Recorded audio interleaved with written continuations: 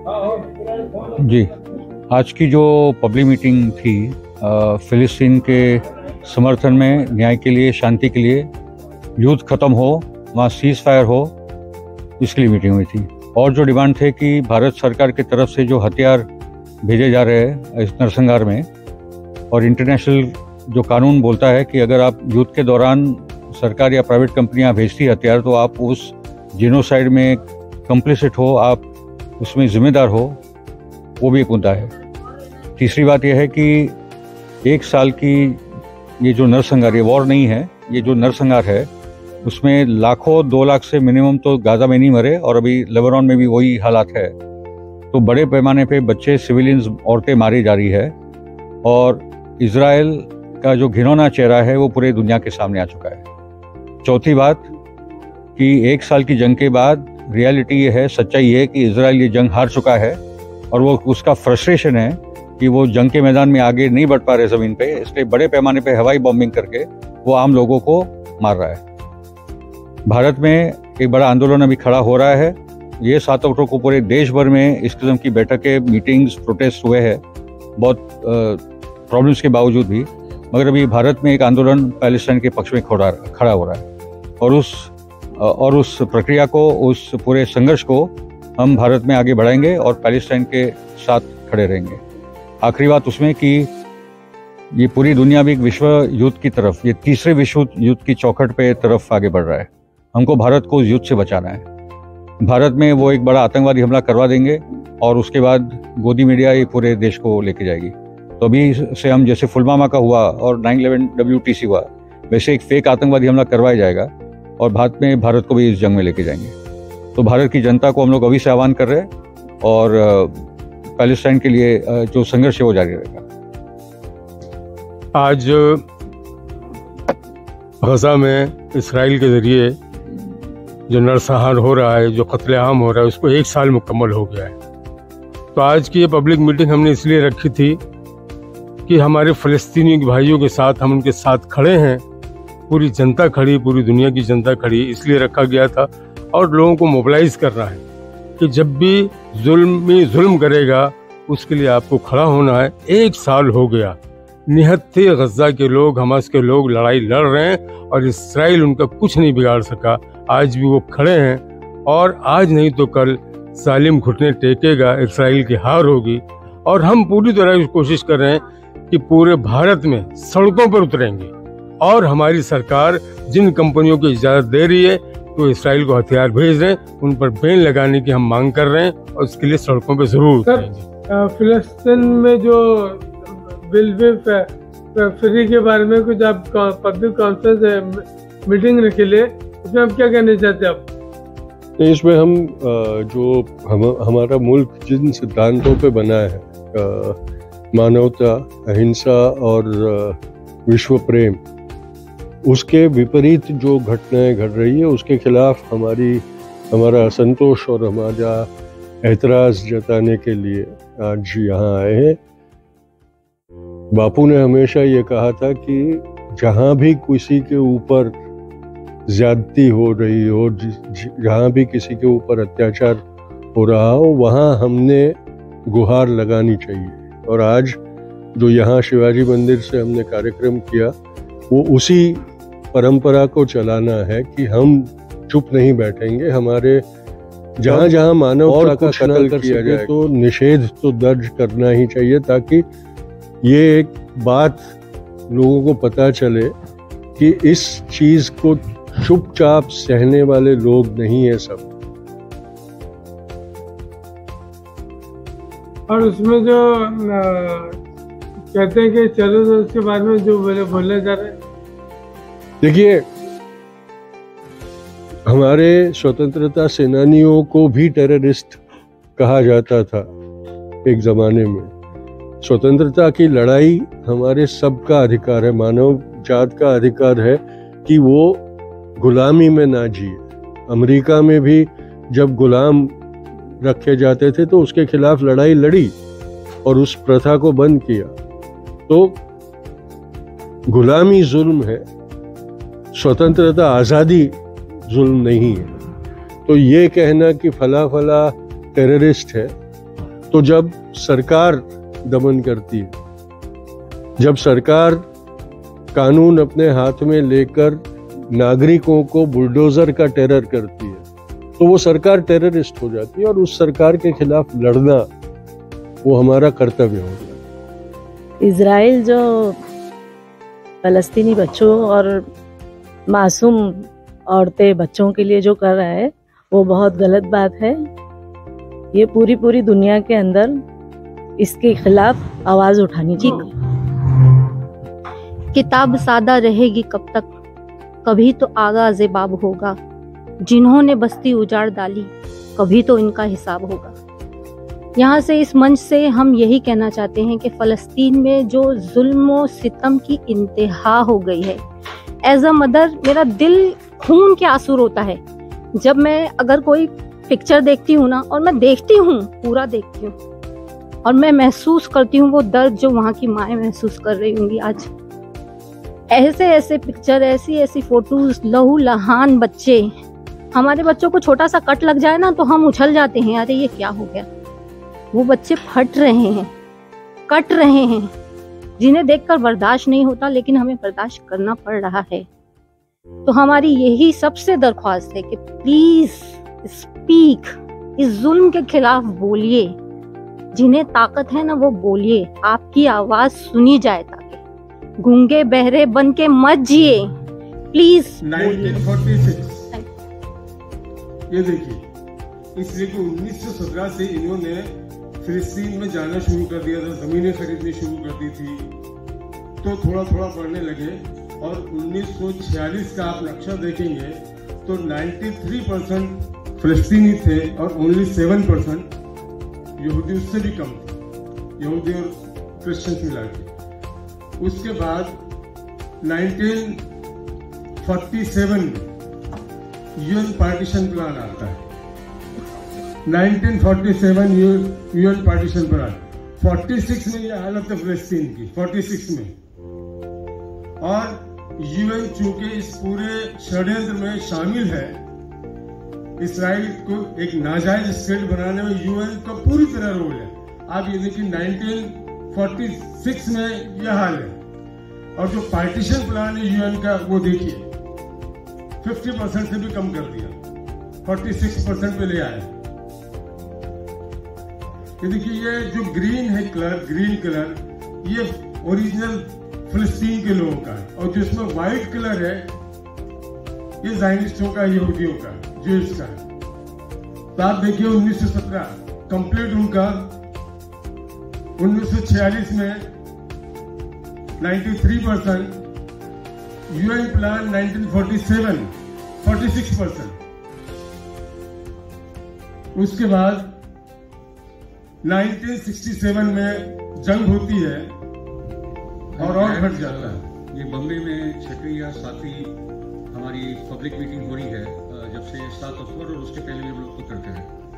मगर आज हमारे बीच में हमारा पूरे वामपंथी दल, क्योंकि ये एक ही मात्र फोर्स है देश में जो सदियों से इस पर लड़ रहा है, बाकी के सब फोर्सेस काफ़ी मार्जिनलाइज हो चुके हैं या कॉम्प्रोमाइज हो चुके हैं, मगर जो वामपंथी साथी है, बेंगलोर में कल जो मीटिंग हुई वहाँ भी आखिरी मोमेंट पे पुलिस ने नकार दिया, बेंगलोर में हो रहा था, और फाइनली C2 के हॉल में या आइटक के हॉल में ये मीटिंग हुई थी। एनीवेज, जो पॉइंट साथी हुए, केवल अभी पैलेस्टाइन का सवाल नहीं रहा, ना ये कभी पैलेस्टाइन का सवाल था। ये मुद्दा पूरे विश्व का है, और अभी तो मुद्दा तीसरे विश्व युद्ध का है। That is where we are today. तो 7 अक्टूबर के बाद जो परिस्थिति निर्माण हुई, वो परिस्थिति को लेकर ये 7 अक्टूबर क्यों हुआ, उस दिन क्या हुआ, संक्षेप में बात करूंगा। हर बार ये बोलना जरूरी है क्योंकि 7 अक्टूबर एक बहुत बड़ा टर्निंग पॉइंट है। ये अक्टूबर क्रांति, रूसी क्रांति जैसा एक दिन बन चुका है, क्योंकि गाजा गेटो अपराइजिंग जो हुई 7 अक्टूबर को, वो गाजा आज गाजा गराड बन चुका है। इजराइल की जो पूरी रणनीति थी वो ये पूरे गाजा में विफल होती दिख रही है। नरसंहार हो रहा है, 2 लाख से ज्यादा लोग मर चुके हैं, और पता नहीं कितने लाख मरने वाले हैं। ये हॉलोकॉस्ट है। मगर आप याद करिए कि 7 अक्टूबर पहले जो परिस्थिति थी कि रशिया के खिलाफ यूक्रेन ने जंग छेड़ दी थी 2014 से, और और 2024 के चुनाव आते आते बाइडेन को एक जंग की जरूरत थी कि जो नेटो का डिफीट हुआ है यूक्रेन में उसको कवर अप करने के लिए। नेतन्याहू को जरूरत थी क्योंकि उसकी गद्दी जा रही थी। ये कट्टर यहूदी ज़ायनिस्ट सरकार अभी बैठी है और वो सुप्रीम कोर्ट के आंदोलन जो वहां के लोग लड़ रहे थे, तो नेतन्याहू को एक जंग की जरूरत थी। ये पूरा कॉम्बिनेशन आया है साथ में। और मिलिंद भाई ने जिसकी जिक्र किया ज़ायनिस्ट इंपीरियलिज्म, वैसे ही गेनाडी ज़िगनोव ने 2004 में कम्युनिस्ट पार्टी ऑफ रशिया, उन्होंने ज़ायनिस्ट पूंजी की बात की थी, ज़ायनिस्ट कैपिटलिज्म की बात की थी। तो ये पूंजी का चरित्र भी पिछले 20 साल में बदला है। वो जूइश ज़ायनिस्ट थे, कंट्रोल का साम्राज्य कैपिटलिस्ट थे, और हमारे अभी अभी कम नहीं हो रहा है, यहाँ बढ़ रहा है। वो भी हम लोग को चर्चा करनी है। So the first part is that ये कॉन्सेंट्रेशन कैंप में गाजा जा चुका, उन्होंने यहाँ से कारवा निकाला था। 17 साल से लोग बंद है एक जेल में, 23 लाख लोग बंद। वो दिन ये लोगों ने तय कर लिया कि ये जेल अभी तोड़ेंगे, और जेल उन्होंने तोड़ दिया है। दूसरी जो बात थी, जिसको अलग सा तूफान बोलते हैं, अलग सा स्टॉर्म बोलते हैं, क्योंकि हर हफ्ते 2 हफ्ते ये नारा था इकट्ठर यहूदियों का कि मंदिर वही बनाएंगे, हल्के टेम्पल ऑफ सॉलिड वही बनाएंगे, and they are committed to that agenda. This is another trigger point for world war. तो वो भी उनका विरोध था। तीसरी बात ये थी कि एब्राहिम अकॉर्ड्स का जो मुद्दा है, जो ट्रंप ने कर दिया, जो बाइडेन ने कैरी ऑन किया, और उसके साथ जो नेतन्याहू और बाइडेन ने जो प्लान बनाया इंडिया मिडिल ईस्ट कॉरिडोर का, कि India, Saudi, Jordan, Israel to Greece and to Europe, ये लड़ाई। और पांचवी बात जो थी कि बेसिकली जो पॉलिटिकल जो पूरी समस्या बन गई थी कि नेतन्याहू बोल दिया था कि एक चैप्टर आपका खत्म हो चुका है, nobody is going to help you. तो 7 अक्टूबर ने वो पूरा भ्रम इजराइल का, अमेरिका सबका तोड़ डाला, और एक बहुत बड़ा उठाव हुआ है। दूसरी बात की, उठाव के दौरान लोग बोलते मगर उन्होंने तो बच्चों को मारा, बलात्कार हुआ, वगैरह वगैरह। संक्षेप इतना बता दूं, वो 40 बच्चों की खबर झूठ थी, CNN ने उसके लिए माफी मांगी। बाइडेन तो यहां तक बोल दिया था कि मैंने तो वो फोटो देखे थे। बलात्कार की बात करें तो यूनाइटेड नेशंस की एक कमेटी गई थी औरतों की मिलने के लिए वहां के विक्टिम्स को। नेतन्याहू सरकार ने किसी भी विक्टिम को मिलने ही नहीं दिया। तो कंक्लूजन में ये आया कि उस दिन पे कोई बलात्कार हुआ ही नहीं है। यूनाइटेड नेशंस की ह्यूमन राइट्स कमेटी पूरा फेल हुआ। तीसरी बात की बुनियाद मानना, मतलब जो मोसैड वॉकी टॉकी और पेजर्स में घुस जाती है, उनको पता नहीं था कि हमास ये तैयारी कर रहा है, ये तो स्टुपिडिटी है, बोलना भी अभी स्टुपिडिटी। ओके, तो 1 साल पहले, और ये 3 बात बता रहा हूँ, 1 साल पहले न्यूयॉर्क टाइम्स में वो रिपोर्ट आई है कि 1 साल पहले नेतन्याहू सरकार को पता था इस किस्म का हमला होने वाला है। दूसरा कि इजिप्शियन सरकार ने उनको वार्न किया था 10 दिन पहले। और तीसरी बात की इजरायली विमेन सोल्जर्स जो पेरीमीटर पे पूरी निगरानी रखती है, उन्होंने भी बोल दिया था कि ऐसा कुछ आ रहा है। तो इसका मतलब है कि नेतन्याहू उनको बेबस कर रहा था, प्रोवोक कर रहा था कि कुछ करो और उसके बाद में आपकी मुझे जो करना मैं करूंगा। That was the basic story of समझो। Now the point is that what has Israel achieved in the last year.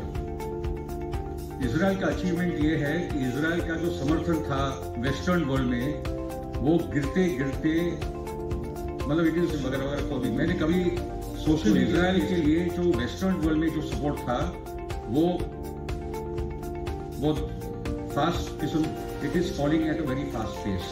That is the first thing that 7 October is achieved. दूसरी बात कि जो गाजा के लोग ने कर बताया कि हम लोग मरेंगे मगर हमारी भूमि को नहीं छोड़ेंगे। 1948 में हो गया हमसे ये बात, 1967 में हो गया, मगर इस बार हम लोग यहाँ मरेंगे मगर हम लोग हमारी जमीन नहीं छोड़ेंगे। तो एक सफेद झंडा आपको दिखता नहीं, कोई सरेंडर करने के लिए तैयार। तो जो फियर फैक्टर था इजराइल का, फियर फैक्टर, वो फियर फैक्टर भी अभी कि बम्बई के बावजूद भी वहां के लोगों में से वो डर निकल चुका है। ये दूसरा अचीवमेंट है 7 अक्टूबर। तीसरी बात कि 1 साल के बाद आप एक गरेला आर्मी को नहीं हरा पाए, हमास को। वो इजराइल की जो बेबसी है, जो वीकनेस है, वो ये तीसरी 7 अक्टूबर की उपलब्धि है। 7 अक्टूबर ने जो रोज मान पा गया, जो बताया हम सबको। और इसलिए वो क्या करते हैं कि इसके बाद residential building, schools, colleges, churches, mosque, yes we are blowing up churches as well. Christians पे भी बड़े पैमाने पे हमला गाजा में भी हुआ है, और वेस्ट बैंक में भी हुआ है, और लेबनान में भी हो रहा है। ओके, तो वो जब वो मिलिट्री रूप से नहीं जीत सकते तब वो उनके परिवार पे हमला करते हैं कि आप यहाँ लड़ रहे हो मगर आपके बड़ा परिवार लड़ रहे हैं। And they are using depleted uranium. Depleted uranium आप सांस लोगे, आप वो बॉम्ब साइड पे जाओगे तो आपको उसके बाद कैंसर होता है। तो ये सब किस्म के phosphorus bombs, chemical weapons, depleted uranium, ये सब वो लोग इस्तेमाल करें। उसके बाद उन्होंने जो कोशिश की कि इस्माइल हानी को असैसिनेट करेंगे, हसन नस्रल्लाह को असैसिनेट करेंगे, मगर उससे कुछ फर्क नहीं पड़ा। They have become legends. They have become historical legends like Che Guevara or the other great leaders that the world has seen the liberation movements. Today, Ismail Haniyeh and Hamas and Hassan Nasrallah and Hezbollah are household names of the world. Okay? And it has only made the resistance more determined कि हम लोग और भी resist करेंगे, हमारी आज़ादी लेकर आएंगे। उसमें भी वो लोग विफल रहे। उसके बाद एजेंडा आया ईरान को लेकर। मैं मानता हूं ईरान ने इस्माइल हानी के असैसिनेशन के बाद तुरंत जवाब देना चाहिए था, मगर अमेरिका की तरफ से और रशिया की तरफ से भी ये आया कि आप होल्ड ऑन करो कि एक सीज फायर करेंगे जिसमें लेबनान, गाजा सब पे ये रुक जाएगा होगा। पेजेस्कियान मान गया और उसके नहीं अटैक, फिर ईरान में लोग सड़कों पे आए और उसके बाद इस बार जो ईरान ने जवाब दिया 14 अप्रैल को भी दिया था, मगर वो एक फोटोग्राफ सर्जिकल स्ट्राइक था, they hit within Israel. But then right now what they did after Hassan Nasrallah assassination, they have really, what they showed that what they can do with the hypersonic missiles. Israel got scared. Okay, Israel can reply within a matter of 24 hours. They did not. और आप 4-5 दिन के अंदर क्या क्या हुआ मैं आपको बता दूं। Number 1, that Iran has conducted a nuclear test according to what my assessment is. They have the nuclear capability. Obama के साथ डील भी साइन हुई थी, ट्रंप ने वो खत्म कर दिया, बाइडेन उसको वापस रिन्यू भी नहीं किया। Okay, so Iraq didn't have a nuclear bomb. We know what happened. North Korea has a nuclear bomb. We know what happened.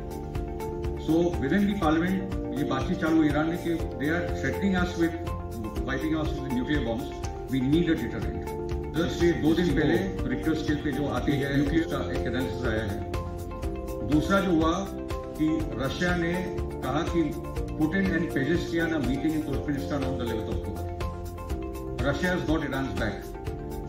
And the third thing is that Israel has said that I am postponing my attack on Iran.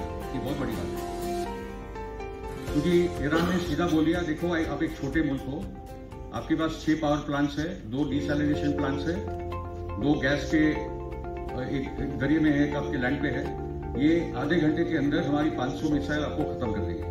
तो अगर हमको attack करना है तो करो, फिर आप देखो क्या होता है।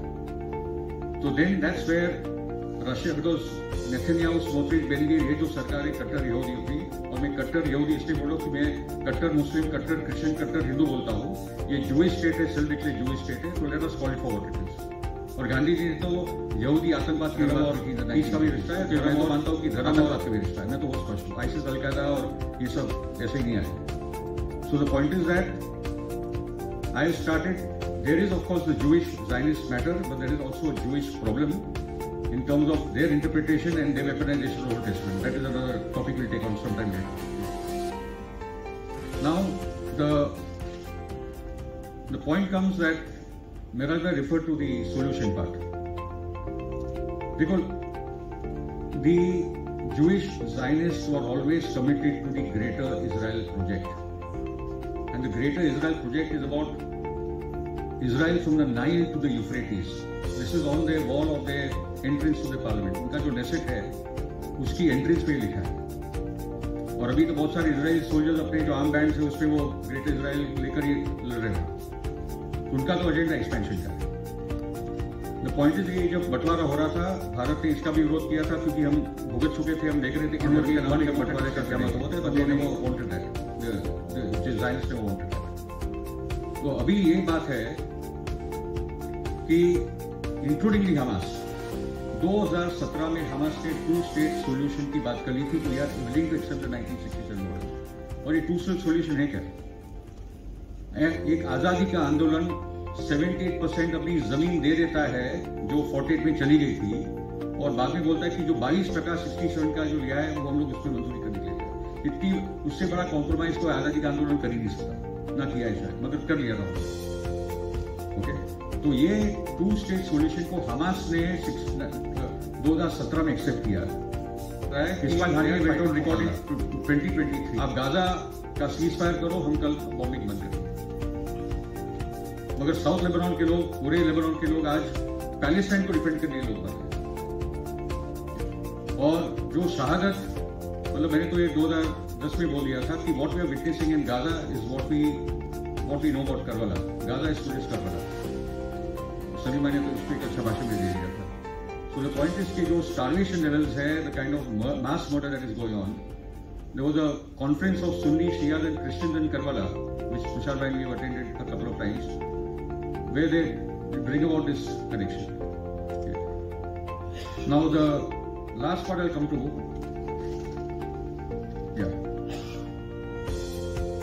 Ajit Bhai will speak of the right to resist, Ajit Patil ji, but I'll just state it very clearly. That what Hamas and Hezbollah are doing is आतंकवाद तो बोलना मूर्खता है, but it is their right they are exercising as the national resistance movements. And there are 6 resolutions in the United Nations that speak of the right to armed resistance for a national liberation struggle. Okay, I'm not going to go to all of them. The other thing is this right to defend, which someone like Bhanu Pratap Mehta also wrote. I used to respect that man. I don't respect him anymore. So these are the liberal pseudos who create, the right to defend its narratives. It is a ridiculous right, and because it doesn't exist, that is why you have Biden, Macron, Rishi Sunak, who's gone now, but Srema will say the same thing. A colonizing power doesn't have the right to defend itself. America had no right to defend itself in Vietnam. America had no right to defend itself in Iraq. The British had no right to defend itself in India. So what right of defense are we talking? There is no law in the United Nations or international law जहाँ बोलता है कि an occupying power can defend itself. So it's a fake narrative which people like Bhanu Pratap Mehta are spreading through our papers. And then he calls Iran, Hezbollah and the Hamas as anti-human. This is how stupid the liberals in our country are. They don't understand 7th of October, they think some new thing happened in history. These 7th of October happen every year in Palestine since 1948.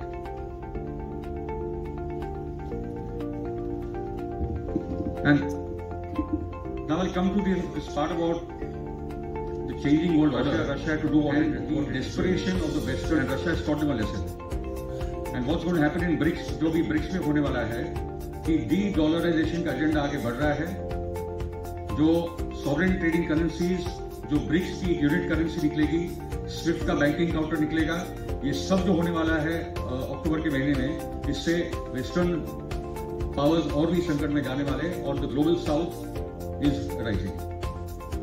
But now coming to the entire question of the battle fields all the way from Ukraine and Russia to all the way from to the middle east. जो हो रहा है middle east में, right from the resistance and even the al Fatah is now United.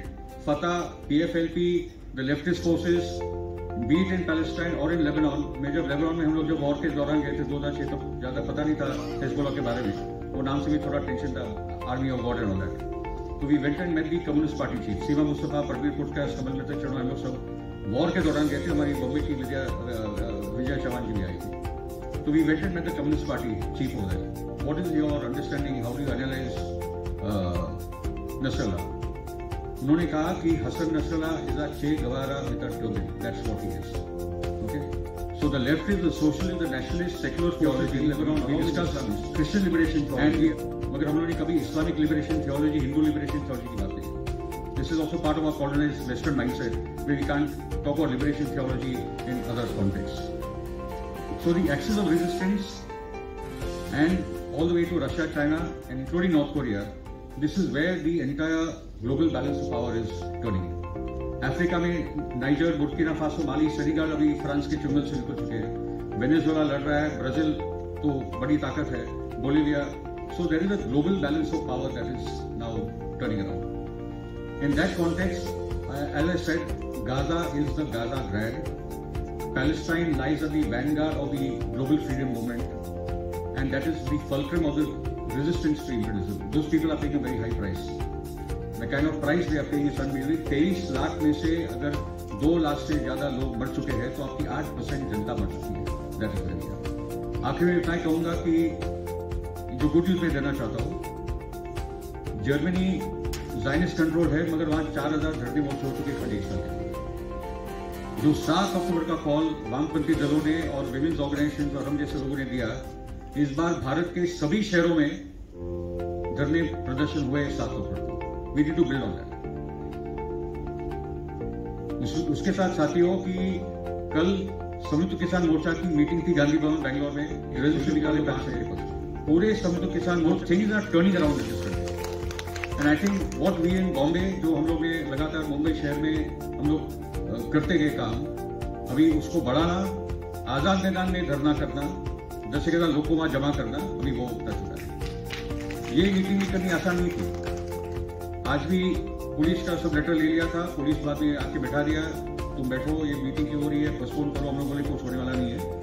बाद में एक दे दिया, वो जो देते हैं वो क्या होता है, नोटिस वगैरह, हाँ वो दे दिया है। मगर even to do a hall meeting in Bombay is difficult, if that is the case. मुस्लिम इलाके में तो हॉल मीटिंग हो ही नहीं सकती, वो होने नहीं देते। ओके, और कल बैंगलोर जैसे शहर में we were told not to unfurl the Palestine flag. आप बैंगलोर में एक कांग्रेसफुल स्टेट में आप प्रोटेस्ट के टाइम पे आप पैलेस्टाइन का झंडा नहीं खोल सकते, हॉल मीटिंग में आप पैलेस्टाइन का झंडा नहीं खोल सकते। ये परिस्थिति में that means we are also not free of the Zionist control on this country. और आखिर में मैं साथ ही कहूंगा, आखिरी में, that Palestine is fighting the battle for the liberation of Palestine, yes, but Palestine is also fighting for the battle of the liberation of the world. They are paying that price. Zionism के खिलाफ, Israel के खिलाफ, we have to understand the Jewish Zionist angle to World War I, World War II, and what Nelson Mandela said, that our freedom is only half until Palestine is free. So the freedom of Palestine is about the freedom of the world. We are not free till Palestine is free. Thank you.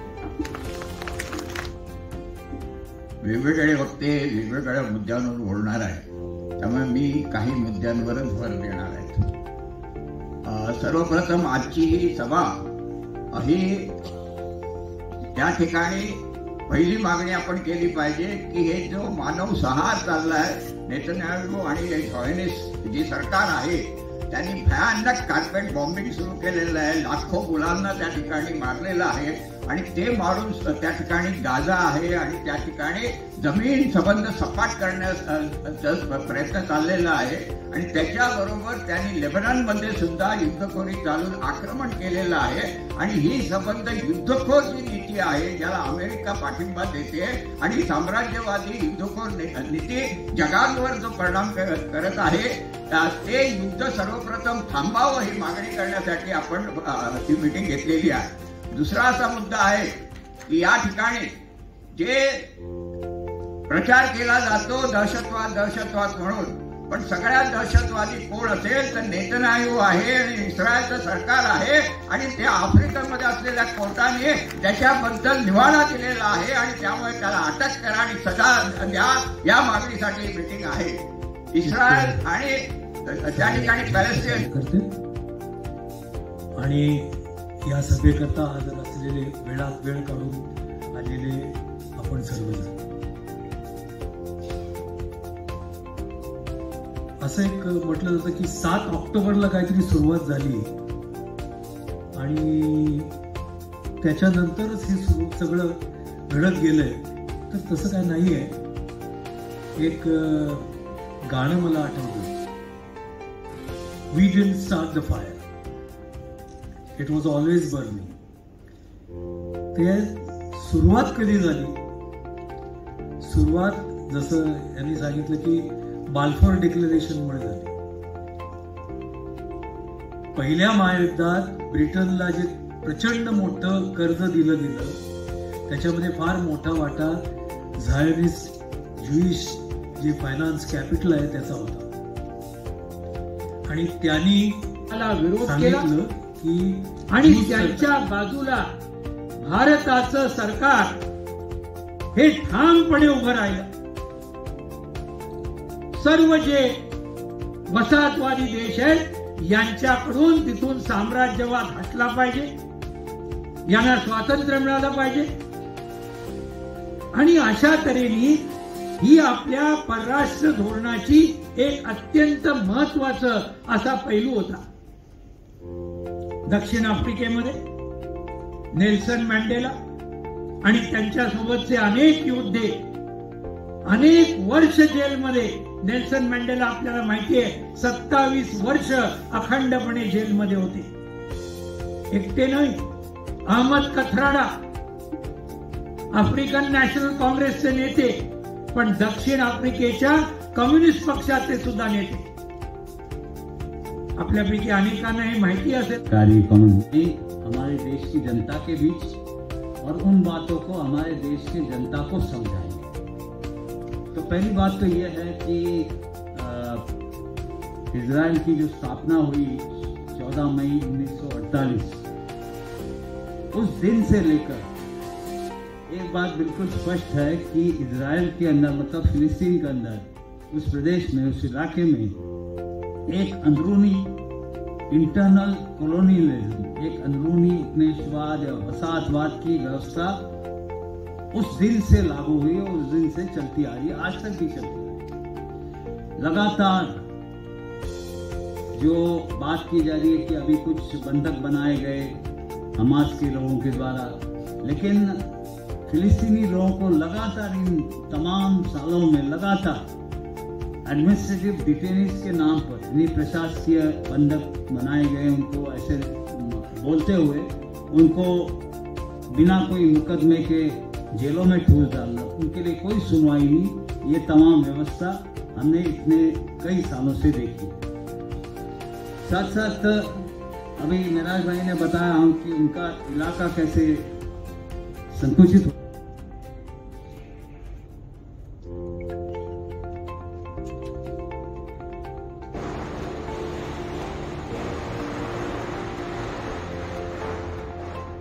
धन्यवाद.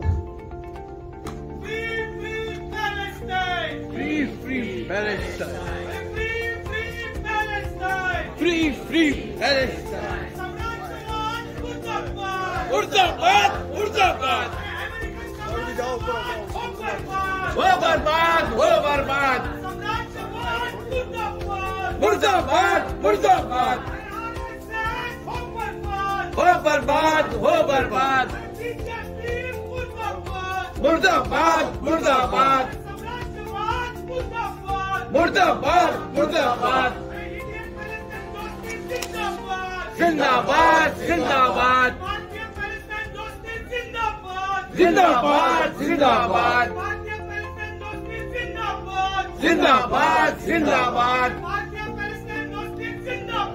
जिंदाबाद, जिंदाबाद, free Palestine. Palestine की बहादुर जनता लड़ते जाओ, हम तुम्हारे साथ हैं. पैलेस्टाइन की बहादुर जनता लड़ते जाओ, हम तुम्हारे साथ हैं. पैलेस्टाइन की बहादुर जनता लड़ते जाओ, हम तुम्हारे साथ हैं. नहीं चलेगा, नहीं चलेगा, हिटलरशाही नहीं चलेगा, नहीं चलेगा, नहीं चलेगा, नहीं चलेगा, नहीं चलेगा. हम तुम्हारे साथ हैं.